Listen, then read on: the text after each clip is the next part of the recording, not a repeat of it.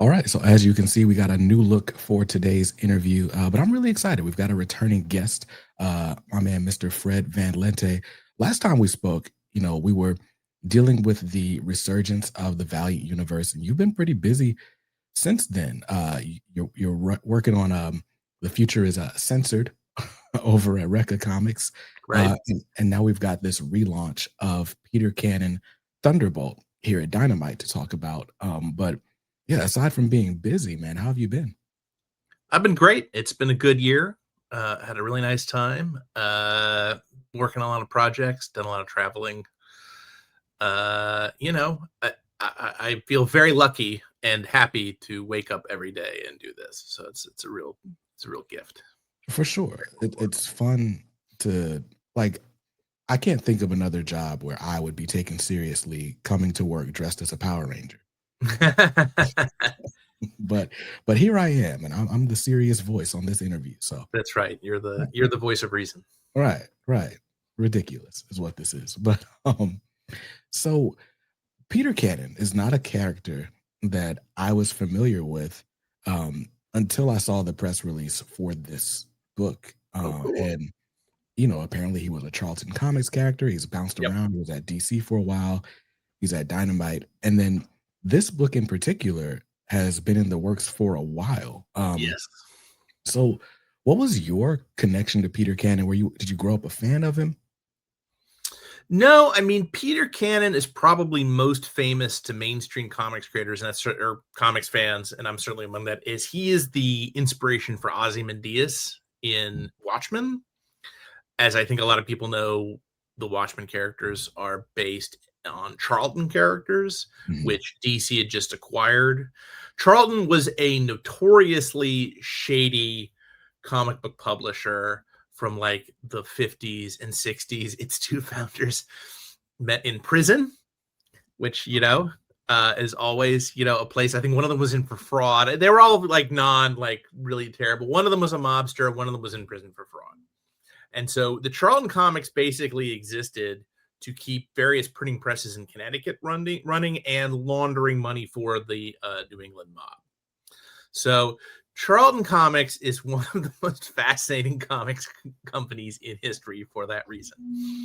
And they lasted for a long time.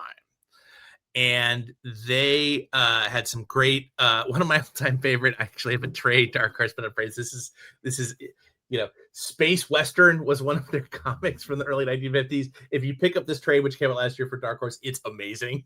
Can't recommend it enough. It's completely bananas. And their most famous character is probably Steve Ditko, who, after he gave Stan Lee the middle finger and left Marvel Comics, wound up there, where he created a new version of Captain Atom. He most famously created the Ted Kord version of Blue Beetle, who's a character that was from the Golden Age and bounced around a bunch of places. But another one of the big creators was a writer artist by the name of Pete Morisi. I don't know if I'm pronouncing that right, but he was a New York City police officer, either directly before or directly after he created comics. And what his most famous creation, I think, arguably, is Peter Cannon Thunderbolt, who, like a lot of 20th century, superpowered characters, kind of follow the trope of what I like to call white guy gets Asian powers. Like, they go to the Himalayas, the Shadow, Iron Fist, Dead Man to a certain degree. It's just a long Green Llama, right? I can just go on and on and on about tourists who go to the Himalayas and learn these incredible, like, either martial arts or mind control techniques. And so the shtick with Peter Cannon was he went to this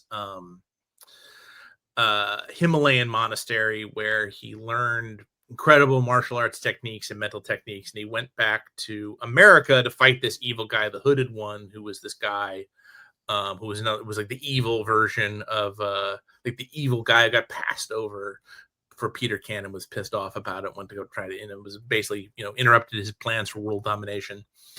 For you Iron Fist fans out there, he's sort of, the Hooded One is kind of the equivalent of the Steel Serpent, right? Or somebody who got betrayed by the monks. And Peter Cannon's series only lasted 6 issues, but it's notably for being exceptionally insane. Like, he fights dinosaurs rampaging through America with kung fu, as one should. His most famous adversary was an evil mummy. Her name was Evelia or Evila. It's very subtle, you know. Right. So Peter's gone through a bunch of different revisions, but Pete Morisi retained the rights. So he briefly he had his own DC series. As I said, he's the inspiration for Ozymandias, who also trained in the East, right? As another one comes from that tradition and was, mental and physical perfection. But Dynamite acquired the license, and he appeared in a zombie series I did for Dynamite called Die! Namite. Fourth season, Blood Red, currently on stands, in conjunction with Peter Cannon. And so I did a series for that. And so Jonathan Loud drew this entire series like years ago. This is like 2021. And for reasons I will admit I don't understand, it's just appearing now. But sort of the idea behind it is I wanted to kind of I guess I felt like sending the guy. So I have another white guy gets Asian powers character is Obadiah Archer. Yes. Who was kind of like who was from Valiant, obviously. It was kind of like this Harry Krishna when Barry Windsor Smith and Jim Shooter and those guys came with him. But I don't know anything about the Harry Krishnas. And but I was raised Christian, so I can make fun of Christians because I have some experience with it. And so we made Archer a homegrown, Christian assassin, fundamentalist Christian assassin, which really seemed to fit his character quite well. Peter Cannon is similar, except that instead of going to the Himalayas, he was raised in this kind of kung fu cult in upstate New York. I've been reading a lot about cults, and so he was raised in a compound, out in the Adirondack somewhere, as opposed to the Himalayas. The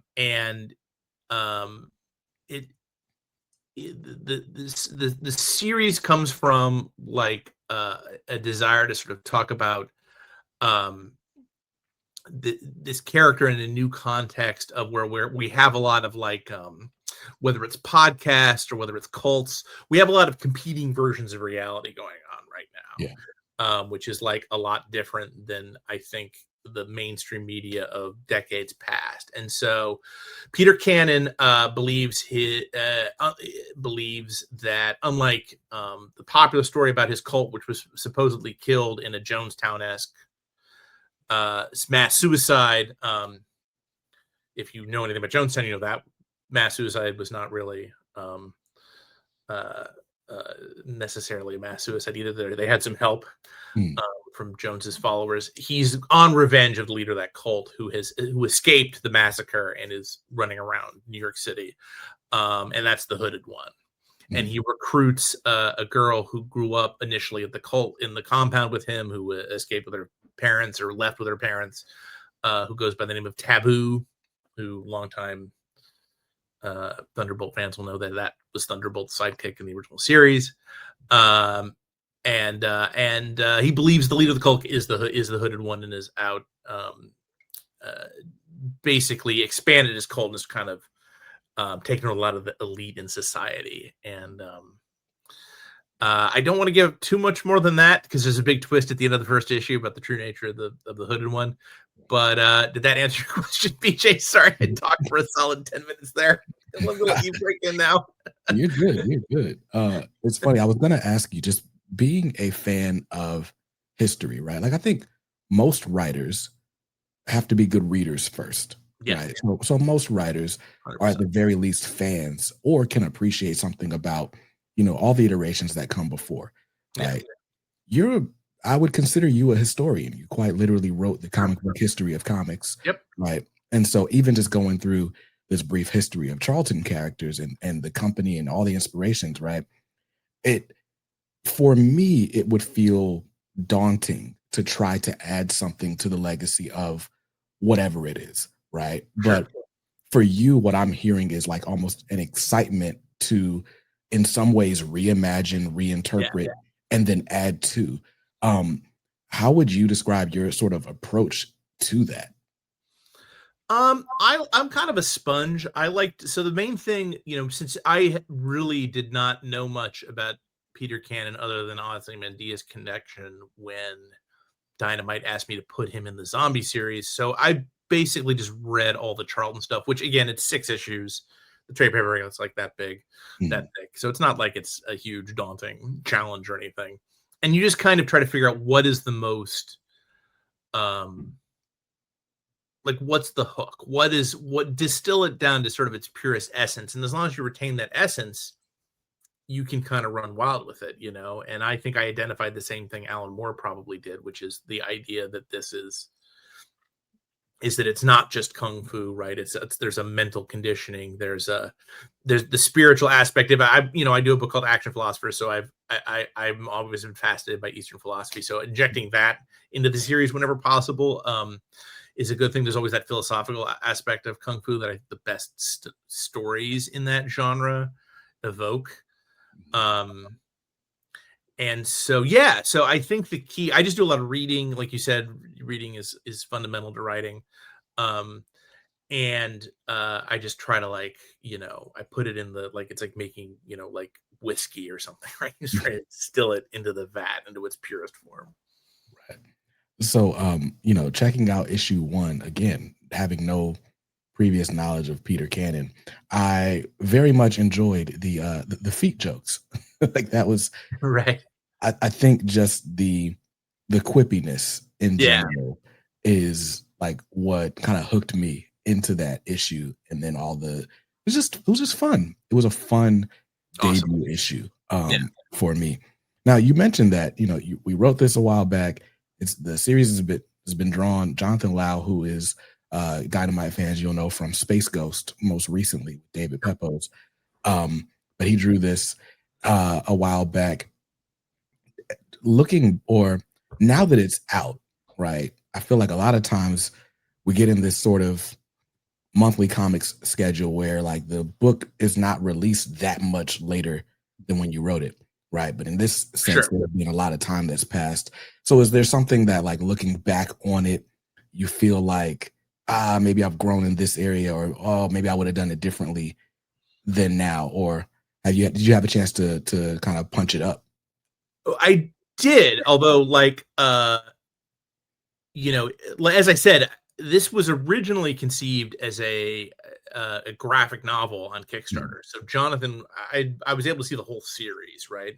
nice. And at the risk of sounding egotistical, I thought it was great. But as you say, that's not always. I don't always feel that way. A Mm, lot of stuff you're like, "Ooh," you know. But I don't know. I just really like the sort of milieu of the character, and there's a romance element that I added that I think really sings and really gives this a different kind of feel from a lot of uh, you know, other comics. Like I I don't like sidekicks. I don't like, I don't like I like equals, right? So that's why making Taboo Peter's equal and his love interest, I think, is kind of something that resonates in me. Like I prefer partners, right, as opposed to, or equals as opposed to, the Batman Robin Green Hornet Kato kind of relationship. Um but no, I read it to do the lettering script because it was inked but not colored, I don't think, and it hadn't been lettered yet. But I was like, "Oh, this is really good." I was just getting into the story, to the point where I forgot to comment. I was that absorbed in it, which is a good sign. Yeah, no, for sure. I think obviously, like, we all would hope that anything we create can have a timeless nature to it. So it's like I wouldn't, like, I don't know. I look at interviews, right, and I feel like I'm constantly obsessing over, I could have asked this question better, Sure. or you know, uh, I'm notorious for setting up my questions with like essays that I feel like lead to a specific answer. I'm like, I should probably leave it more open ended, right? So like, there's always room to critique ourselves, but I love that you could go back and revisit and be like, no, I'm proud of that. I love that. Yeah. Um, Now I do wonder though, like how much of that do you feel like is because there was not as much material to sort of try to stay faithful to or distill down? Like, I don't know. I assume it's easier to do that with like a 6 issue trade paperback than like, I don't know, how can I say something new or fun or interesting about Batman? Sure. Yeah, I mean, a lot of this kind of comes from, I was at Marvel for many years, and the way Marvel basically works is very rarely do you just sort of get to go in and pitch your idea, and they do it. Usually the editor comes to you and says, try this for Spider-Man. We want to do an X-Men noir series. We want, this and that. And so then you kind of have to roll with the punches and hit the ball where it's pitched. This was a little bit different. And so that sort of trains you to be kind of out of the box and sort of think, you know, uh, creatively is the wrong word, but be kind of really responsive to new ideas. And I think that again, when the approach is to distill this thing down to an essence and tell the story, it is easier.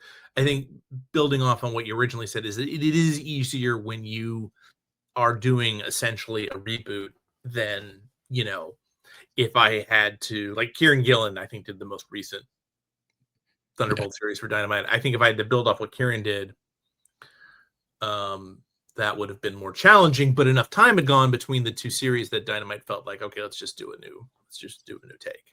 Mm. So I'll ask you because we can't get super deep because we don't want to spoil things for people. But for someone who's like on the fence about checking out Peter Cannon, what would you say that he adds to the comics space that you may not get with a different character?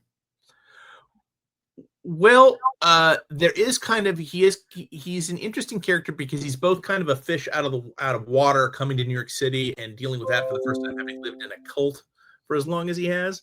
So there is that kind of fun aspect to it. And I would just say, and I mean, this was, why I was so excited about it. Jonathan Lau just crushed it. Like Jonathan Lau should not be allowed to do anything other than kung fu books, in my opinion. He's so good at it. So particularly if you're digging his work on Space Ghost, which I agree is fantastic. I mean, you have to get Thunderbolt because No, he's the main attraction as far as I'm concerned. I'm just there to, put words in the balloons. for sure. No, Jonathan is absolutely an attraction all to himself. And I don't know. The comics are so interesting to me. There's a fight. Sorry, just real quick. There's a fight in the second issue on a train with ninjas. It's just insane. John just crushed it. Like, but you may not understand unless you get the first issue. So, Right, right. So the first issue, by the way, has been out for like 2 weeks. Came out November 12th okay. as we're recording this. Issue 2 will be out. I want to say we got a month break. Nope, I lied. Issue 2's out December 17th. Okay. So Cool. you got some time, a little bit of time. That's right. Final order cutoff for issue 3, by the way, is December 8th. Okay. So there's time for you to run into your shops, get whatever issues are on shelves, but then also subscribe so that you get the full miniseries without having to worry about other people taking it first, worrying about scarcity and whatnot. Other people, just rough. Right. Right. But I think that's one of the things I love about comics is that it's so collaborative, right? Like, because this story, like, I don't know, people like often we get stories in comics and we refer to them by, oh, this is Bendis's Avengers or Hickman's Avengers and so on. Sure. And it's like, but it's not really the singular vision of a writer. Like there's so much that's added depending on who you have as your artist. So all of that to 100%. Sing Jonathan's praises because I feel like this book would look a lot different if anyone else drew it, which I guess is obvious, but my point is it's cool. I like that about comics. Agreed. So with Peter Cannon, we've got that going, but like I said, you've had a busy year. Shout out to my friends over at Prana DM Solutions for putting me on to The Future is Censored.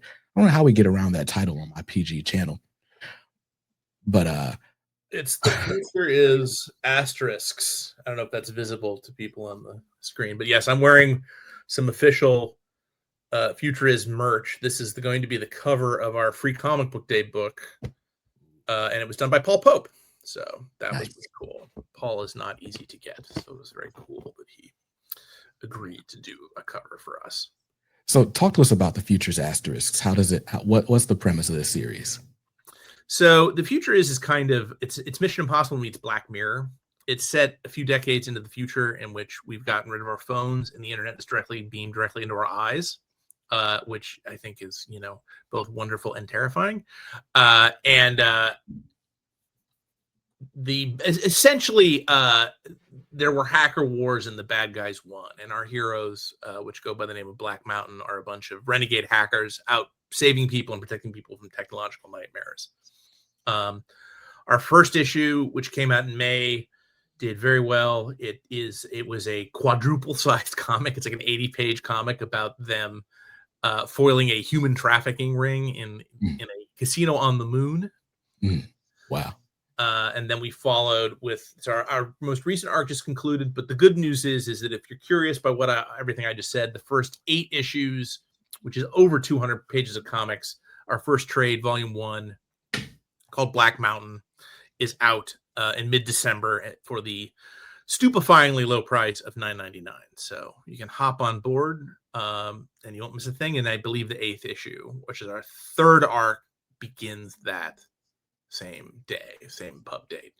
So yeah, so it's been super awesome. Recca is a terrific company to work for. It's hacker spelled backwards. They're the publishing arm of Black Hills Information Security, which is an InfoSec company that really does a lot of innovative marketing things. And basically this project sort of started out as telling real life stories of hackers. These people are white hat hackers, by which I mean, like casinos and banks hire them to break into their systems, right? To test them. But then sort of Black Hills realized that they can't legally talk about their clients because of NDAs. And obviously we told real stories about how you could break into places, that might not, go over too well. Right. So they came up with the idea of doing the future. And so we just have a really interesting series with a really interesting cast, ragtag team of hackers, Motley Crue, the Avengers of the Nerd Avengers, they're called sometimes by their enemies, and perhaps sometimes by their friends. And it's just been really fun to do. And we're chugging along. And the really neat thing is that Recca has committed. This is going to be a 60-issue series, 60. Wow. So I'll be doing this for a while and really building out this incredible world and doing this terrific world building. So Recca being an arm of like a whole different company, right? I guess we're used to corporate comics at this point with Marvel and Disney and DC and Warner and all that, right? But I feel like it would seem to the outsider that this 60-issue commitment is an actual 60-issue commitment. And so I wonder how different that is for you versus like, all right, we'll green light 5 and see where it goes from there. Like Peter Cannon is 3. Yeah. So it's like how do you approach storytelling when you have such a long runway to do it? It's daunting, but we have a great team. You mentioned Prana, Adam Freeman's company that is sort of co-running the editorial side of it. And we have story meetings. I've written through issue 20, so they're the way there. So it's all happening. But yeah, it's a big canvas. But I think you just do it through character development and world building. We have a really interesting world. We don't have people like typing on keyboards. That would be a real snooze fest. Instead, people interact with the internet through things called sprites, which are sort of like I ripped off from Philip Pullman of Golden Compass fame. They're like little animal characters that interact with the internet with them. People really have taken to that. And one of our characters actually is a machine intelligence. In the future, the term artificial intelligence is considered offensive. So they're called machine intelligences. They're very touchy about this. Like, why am I artificial? Like, I was made. You were made. You had a mom and a dad. You didn't just, you weren't here when history began. So they got very angry about that. So we have one machine intelligence who is got a lot of emotional problems. So he needs an emotional support animal. So he is a dog, like an actual physical dog, and he lives on the collar of the dog. So it's in reverse, right? The sprite has an animal companion. that Right. that helps him deal with the real world is this emotional support animal. So that's the kind of like world building I'm talking about and sort of interesting character work. But it's also kick-ass adventure stories. And I should say that they came with this title. The future is asterisk, asterisk, asterisk, asterisk, asterisk, asterisk, 6 asterisks, right? And so these asterisks, each issue, each individual issue. So they're really encouraging folks to go into the comic stores. Mhm. Jason Blanchard, who's one of the main guys at Recca, who's used to be a comics retailer. He had a store in Florida. And so he's really trying to get people to come into the comic stores. So each title of the comic, each issue, these 6 asterisks, the 6 characters have a different code word. And one of the many challenges, many hacking challenges in the book that if you want, you can try and solve them. There's actually a leaderboard on the Recca site where people are competing to see who solves the most challenges. And one of the challenges every issue is there's a different code word in each issue. So even though I can't get my wife to say the non-naughty word version, technically, each issue of the future there's a different 6-letter phrase. Oh, that's great. To it. Like I don't think this is spoilers, but like I think the first issue, which is on the moon, it was lunar. No, right? Was the code word. The future is lunar. So what the future is, each issue is different. Got you. That's funny. So it's like the future. I don't know. I guess I saw the stars and I just assume it's censored, right? DJ, everyone does. Literally, everyone does. So, and maybe that's just we've terrible conditioning from all of us. But, well, I think the original idea was that it was almost supposed to be like a prompt, right? Like how a Google prompt gives you different options, but in a static graphic design image, that's can be challenging to get across. True. But I guess looking at the asterisks, it makes sense for it to be a hacking based book, right? Like when you type in the word, you're not going to see the word, you'll see the asterisk as opposed to, I don't know, a blank or I don't know, a bar or what have you. Exactly. Yeah. That's cool. But people talk about it, and so it's serving its purpose, right? Right, for sure. Now, it's funny because like just from our conversations and the works I've seen from you, I typically associate you with historical projects. So for you to be working on a book that is set in the future, like how is it playing with, creating future tech ideas? Well, Black Hills, like we have a large team and they send me lots of stuff to read. So like they send me one book on Second Sight, which is about AR or augmented reality. Yeah. Which, Oculus and the Google Glass glasses and all that stuff, like if you've ever played Pokemon Go, you've done augmented reality because it's like a virtual interface over your real world. Exactly. Except we've, in our future, done away with the phone. The intermarried of the phone. You just interact. That's just how you interact with reality. And obviously, because it's a comic book, everything has to be very visual and very visually striking and interesting. And that was the obvious way to do it. But yeah, I mean, people just send me random articles, science, like Robert Heinlein's "The Moon is Our Mistress" is a novel I was recommended to when you did the Moon book. Just is the future is always happening, right?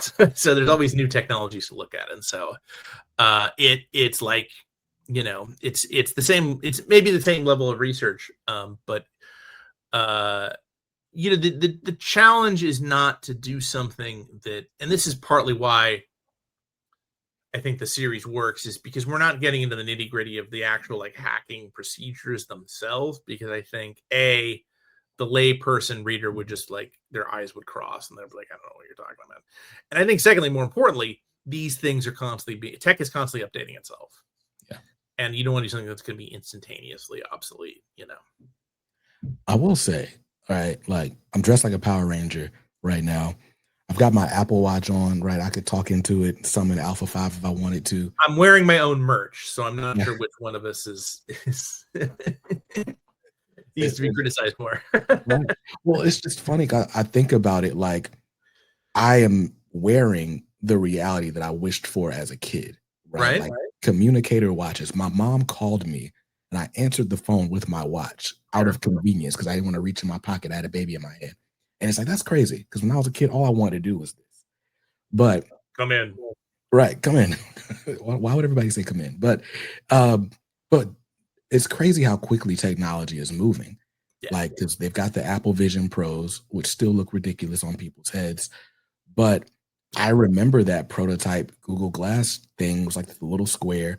Now you've got the Meta Ray-Ban glasses that actually are stylish, and they just came out with one that's got a screen on it, and it's like you can't tell that someone is looking at a screen while Sure. they're talking to you. They've got live translation and all that stuff. Like with the speed that technology is moving at now, like how creative do you have to be to come up with something that you don't feel like will be obsolete in a year? Well, just sort of merging the Google Glass and the Pokemon Go of it all, the other sort of logical, extensions of this is if, you can have Pokemon, on the street, I can have a skin for myself, right? So I can look how I want to look, Mm, you know. D- how challenging is it to know whether you're talking to person, does that person look like that? Sometimes it's obvious. Like we have one guy who just walks around and he's a cat. He's a character. He's one of the enemies called the Stray. mm, So he kind of looks like Black Sod, right? If you know that French comics character. yeah, Um, Obviously, if you're talking to a 7 foot tall cat, that's probably not what this person actually looks like. right. but other people, it's extremely hard to tell, right? I mean, it's a golden age of our future is a golden age of sort of deception and having total control over the information system, literally down to how other people look at you, literally you can control. And I think that's very helpful for some people. We have a character who's neurodivergent, and he uses a lot of AI help to sort of help him navigate a world that would otherwise be very kind of irksome. That would range from irksome to threatening. Mm, Um, and but then we also obviously have a lot of bad actors, and that's what the Black Mountain people are going after. got you. I don't know, this is really exciting now. It's funny how much you just see something on like an email inbox or whatever, you see it, and it's like, okay, I might check that out. The fact that this trade paperback you can get for less than you could get issue one for now Sure. is insane. Like, Yeah, so the future is trade they really paperback, want people to read it. right? So, and you said that comes out mid-December. Yes, I want to say it is probably Awesome. the 10th or the 17th. I will say the asterisks do not help me in the search engine, but Yes.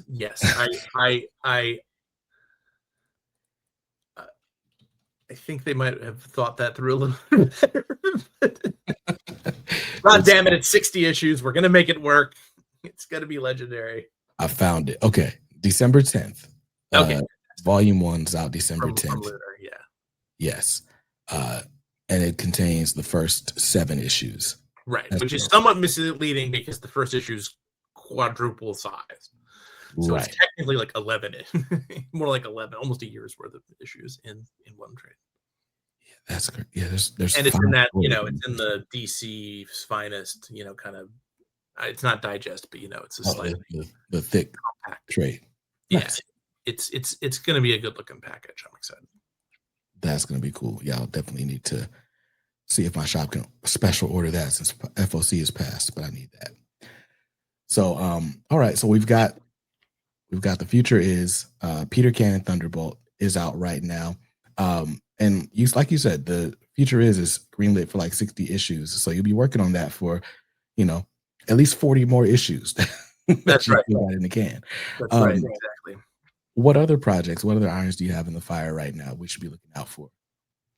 Well, I have my obligatory projects I can't talk about, which I'm doing a lot of work in. I mentioned Action Philosophers. The new Kickstarter for that this is the colorizing of the original series. So the final volume, Modernity Bites, will be kickstarting in March. It's very exciting. I was working on that today. If you like Valiant from our previous discussion, my all new Harbinger series is currently on the stands. Having a lot of fun with that. Really like revisiting those characters and sort of bringing them into a different milieu. And what else? Also out this year was Game Masters, the comic book history of role-playing games. If you're into Dungeons and Dragons, makes a perfect gift. So in June, from me and Tom Fowler and Clover Press. And what else? Murder Kingdom, which is my Walt Disney World giallo. It's a murder mystery. It's a slasher set in Disney World. Is currently out from Mad Cave. Me and Chris Ponda did that. That's a great selection. You can catch up. You can pick up, and that's it. Nice. That's just 2025. That's I'll and I guess a little bit of beginning of 2026. But I have some other exciting stuff that I can't wait to talk about. Yeah, well, you'll have to come back so that we can talk about it. There's always the redacted portion of the interview. That's right. Little teaser next time. The asterisks part of the interview. Right. But well, Fred, thank you so much for your time. Again, I will leave links to just a brief spattering of all these comics where you can find them. I'll just leave I'll leave the League of Comic Geeks listings so you can check your local comic shop or your favorite online retailer to grab what all is out available still in the market. And so you can follow Fred on social media. Where can they find you here on the interwebs? If you would spell my name, that's my website. That's my Blue Sky, Twitter, Facebook, Instagram, blah, blah, blah, blah, blah. It's all a little overwhelming, all the social media. But I'm just under my name. So perfect. Well, follow at Fred Van Lente everywhere, or you just look in the description down below. I already made it easy for you. And other than that, we will see you in another episode of Comics Are Dope, the podcast soon. Until then, stay safe, stay awesome, and read something dope today. Peace.